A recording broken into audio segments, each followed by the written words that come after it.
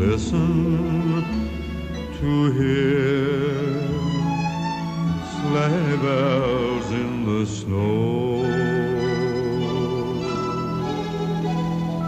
I'm dreaming of a white Christmas with every Christmas card I write. May your days be merry and bright.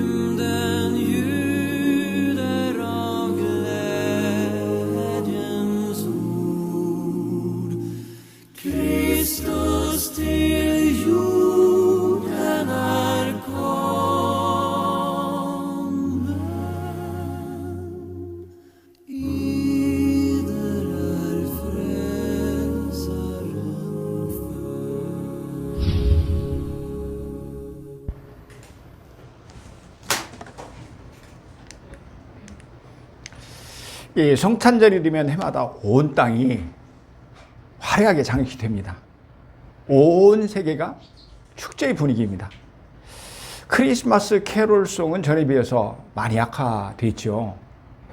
그런데 뭐 약국이랄지 어린이집, 대형마트, 심지어는 아파트 입구에도 성탄 트리가 아주 멋지고 화려하게 장식이 되어 있습니다. 심지어 예수를 믿지 않는 가정에도 성탄 트리를 아름답게 장식해 놓습니다. 이처럼 성탄절을 맞아 서로가 성탄을 축하하면서 즐거운 시간을 보냅니다.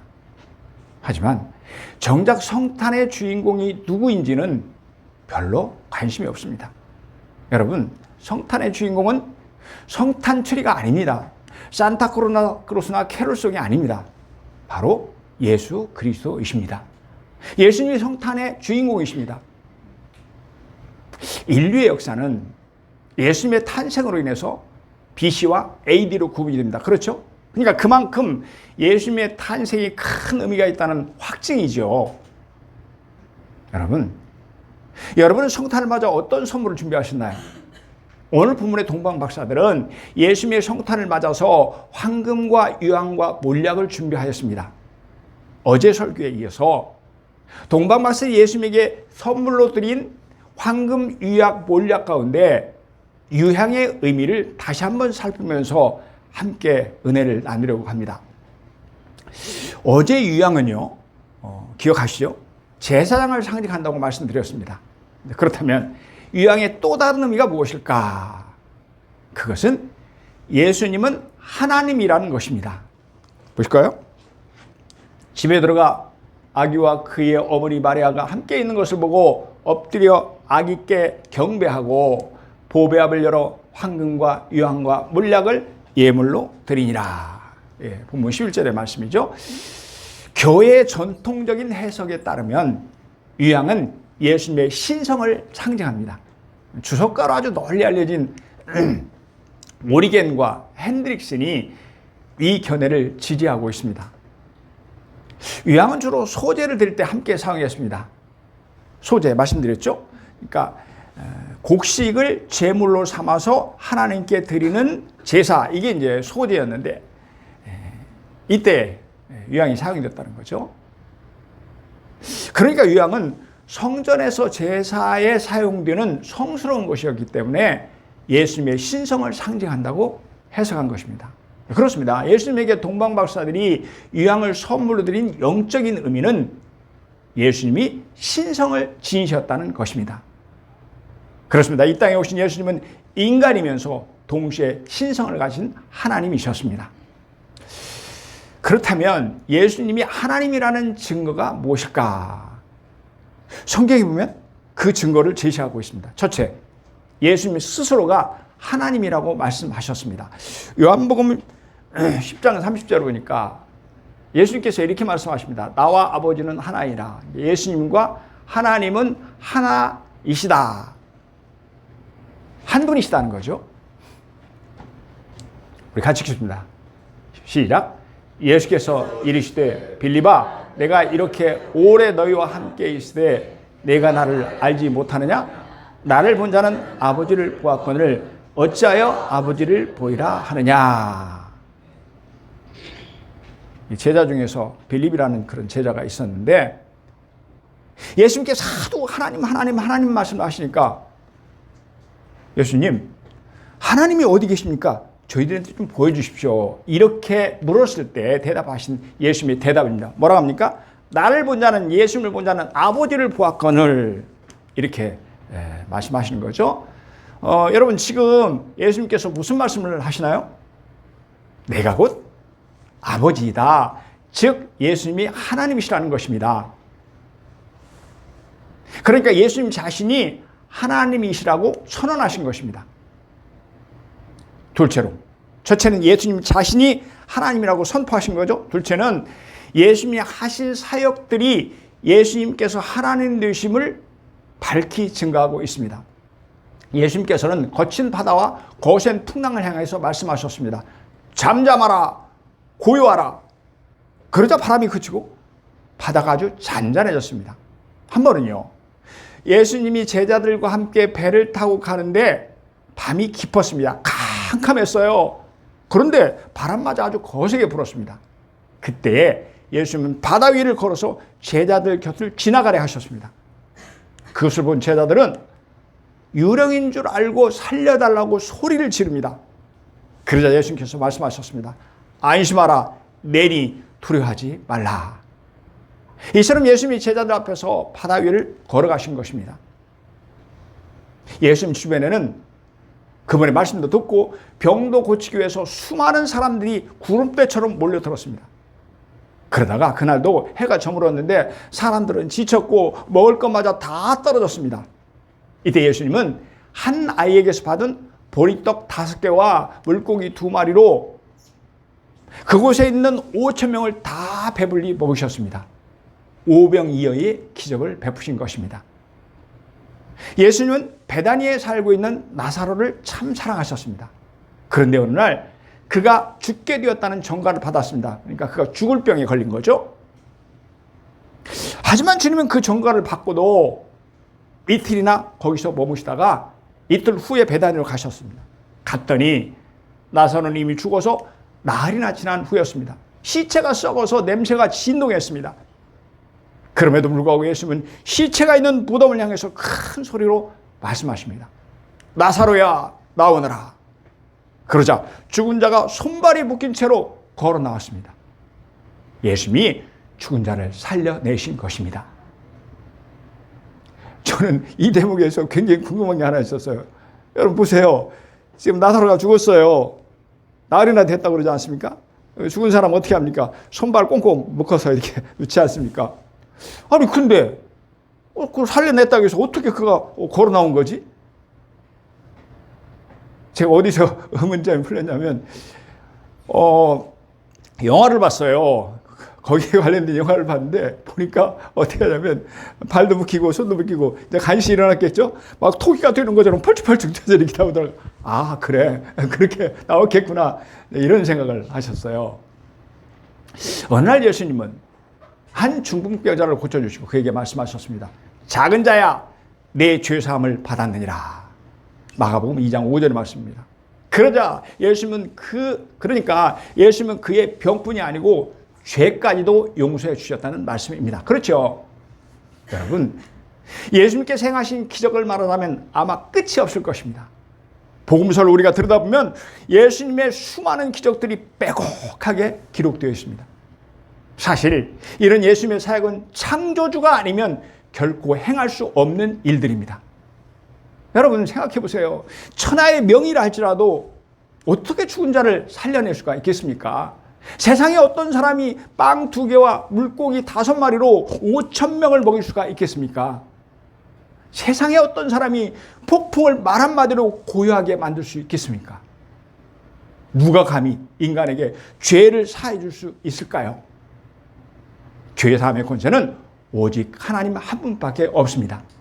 창조주 하나님이 아니시면 할 수 없는 일입니다. 그러므로 예수님이 바로 하나님이십니다. 여러분, 예수님이 누구이신가? 저와 여러분에게 예수님은 누구인가 하는 이 질문은 너무나 중요합니다. 세상에 많은 사람들이 성탄의 주인공이신 예수님을 단지 위인 가운데 한 사람 정도로 알고 있습니다. 하지만 예수님은 분명히 창조주 하나님이십니다. 여러분 아멘입니까? 셋째는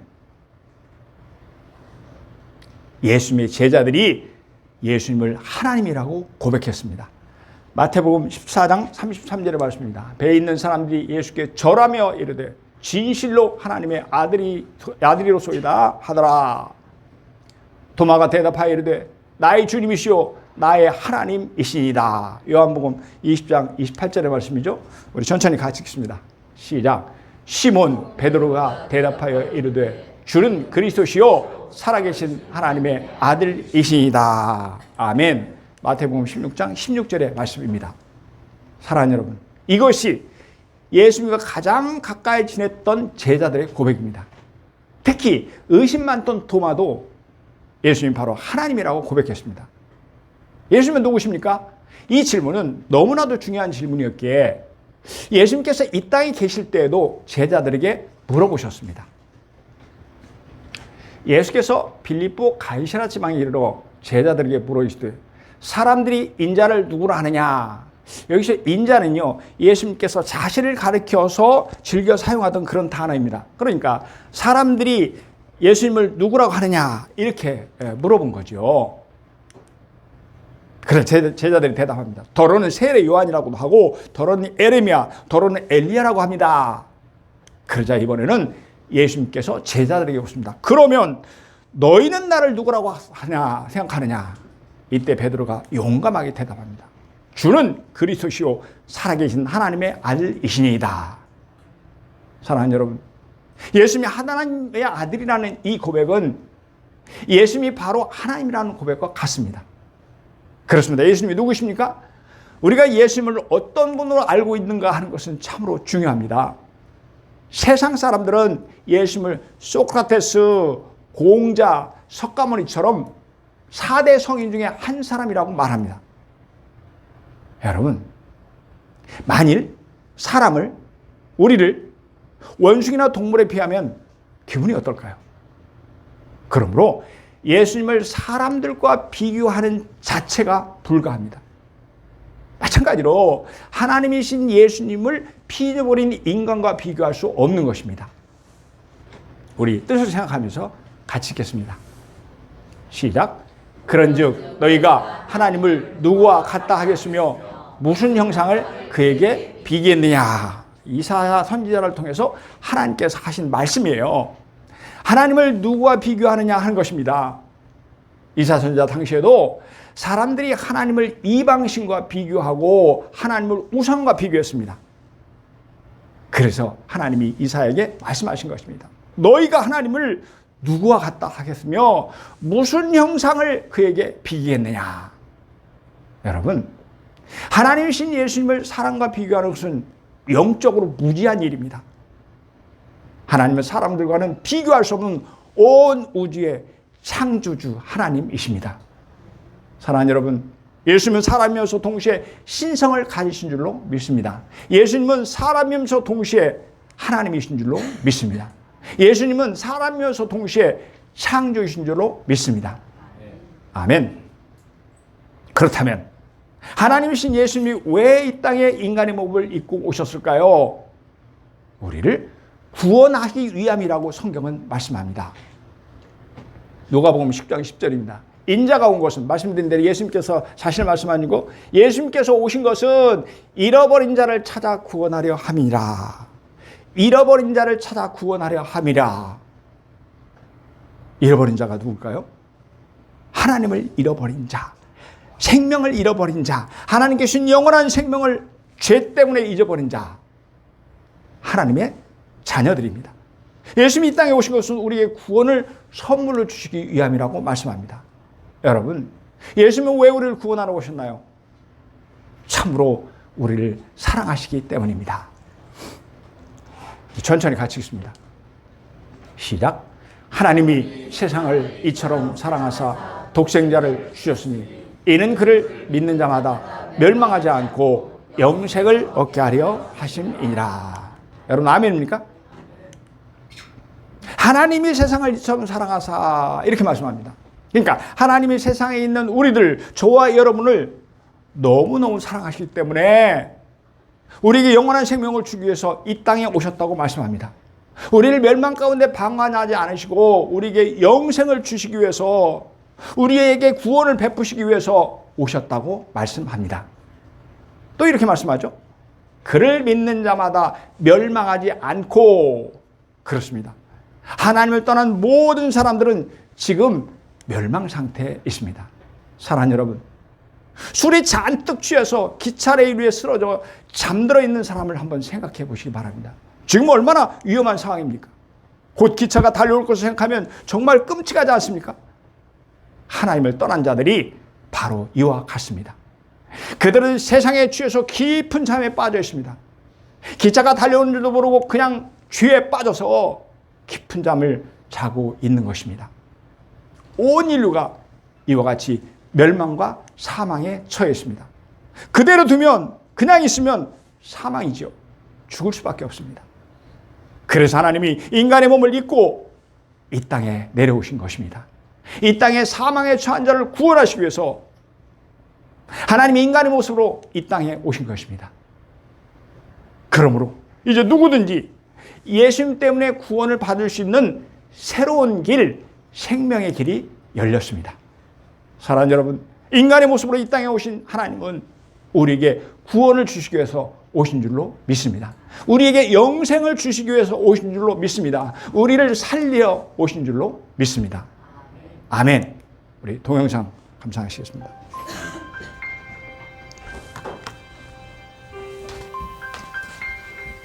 오늘 당신은 무엇을 생각하나요?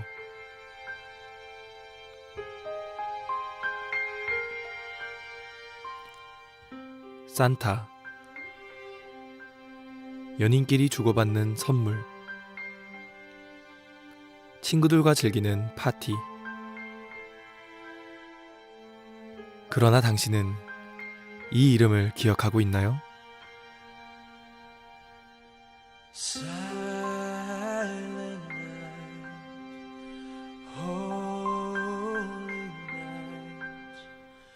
night. 2000년 전 구약 성경의 예언대로 하나님께서 사람이 되셨습니다.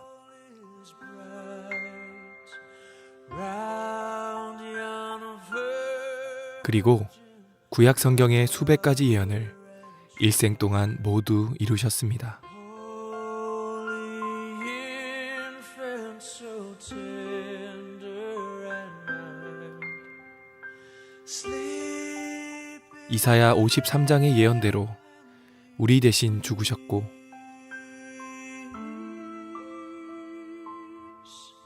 sleeping ahead. 예언대로 부활하셨습니다.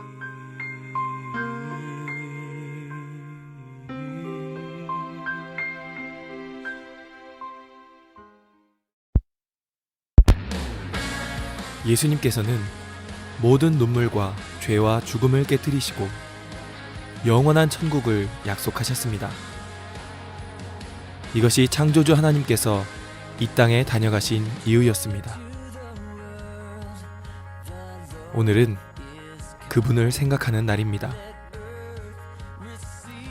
우리의 진정한 주인 예수 그리스도이십니다. Let every heart 그분이 오늘 원하시는 선물은 딱 하나, 바로 당신입니다.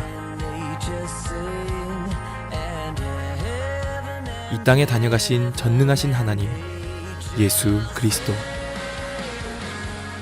이분이 성탄절의 진짜 주인공입니다.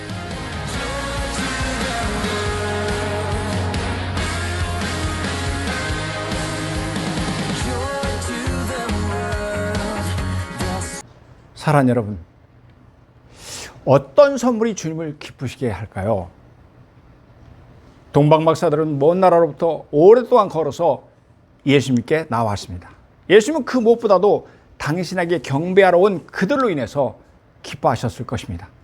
여러분, 동방박사들은 예수님께 선물로 황금과 유황과 몰약을 드렸습니다. 하지만 조금만 깊이 생각을 해보면 그들이 드리는 선물보다는 오히려 예수님께 경배하러 온 그들 자신이 예수님에게는 최고의 선물이었을 것입니다. 아멘. 딸을 지극히 사랑하는 아버지가 있었습니다. 그들 부녀는 매우 다정한 친구와도 같이 서로 사랑하면서 많은 시간을 즐겁게 보냈습니다.